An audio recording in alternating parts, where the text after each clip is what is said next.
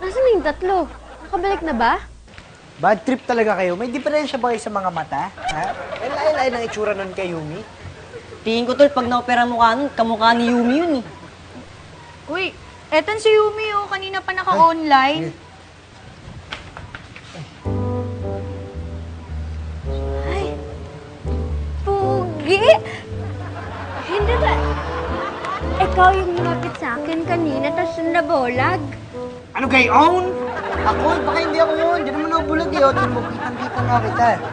Ang ganda mo. Ang ganda mong takbuhan. Pugi!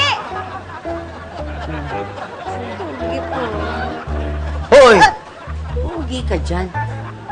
Bakit? Ito ang pogi. Ay, Pogi. Ano, dapat malinaw yung mata mo sa mga gwapo. Ano, minorish lang, pero pogi. Ayan, nandito na ako. Diyan daw nakatry yung kamukha mo, sabi na ni Aki. Kamukha ko ba talaga? Hindi. Layo kaya, sobrang layo sa'yo. Puna mo nga ng picture para makita ko. Nalius tuloy ako bigla. Sige, teka, abangan ko lang ah. Mga lumabas sa tiyempohan ko.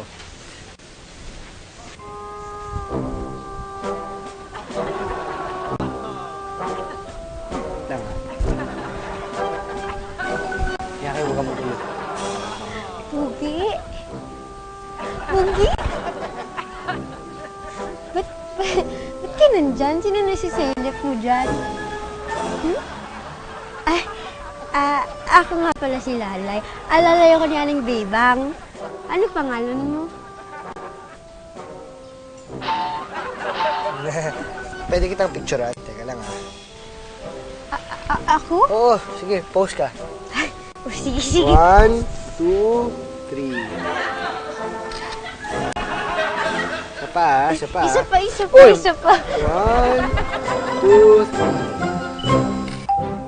3. Yan ba yung sinasabi niyong kamukha ko? Parang hindi naman.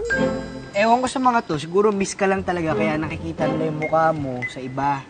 Kamukha mo naman talaga yung lalay na yung Yumi. Lalo na pag nagparitoke yun. Unggoy, pag nagparitoke at pag pinagaya niya yung mukha ni Yumi, pwede pa. Pero aminin mo na pre yung totoo kay Yumi.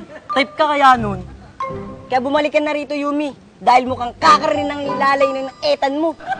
Tapos, makakarir ka naman, Ethan. Depende, habang wala ka. Pwede naman siguro, di ba? Pwede. Yumi! Yumi! Nakapatay mo, nilaman ng internet si Yumi ah. Yumi!